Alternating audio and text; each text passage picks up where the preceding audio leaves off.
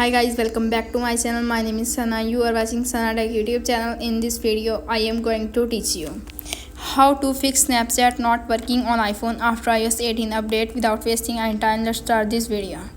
Solution number 1, check your internet connection. Ensure that your iPhone has a stable internet connection either through Wi-Fi or cellular data for connectivity and problem is fixed. If solution number 1 is not working, now applying the solution number 2. Solution number 2 is turn off airplane mode. Tap on setting app.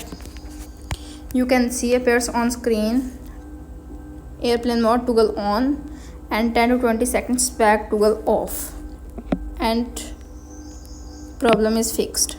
If solution number 2 is not working, now applying the solution number 3. Solution number 3 is Snapchat open and close and reopen it again. Firstly, tap on Snapchat and go back and reopen it and problem is fixed. If solution number 3 is not working, now applying the solution number 4. Solution number 4 is restart your iPhone. Press the volume up button, press the volume down button and press the power button. When you see Apple logo appears on screen, and release the power button and wait 5 to 10 seconds and restarting your iPhone and problem is fixed. If solution number 4 is not working, now applying the solution number 5. Solution number 5 is update your Snapchat app. Tap on App Store. Search Snapchat app. Tap on Snapchat. Check the app update. Update are available. Update your app. And problem is fixed. If solution number 5 is not working, now applying the solution number 6. Solution number 6 is turn off iPhone content and privacy restrictions. Tap on setting app. You can see appears on screen.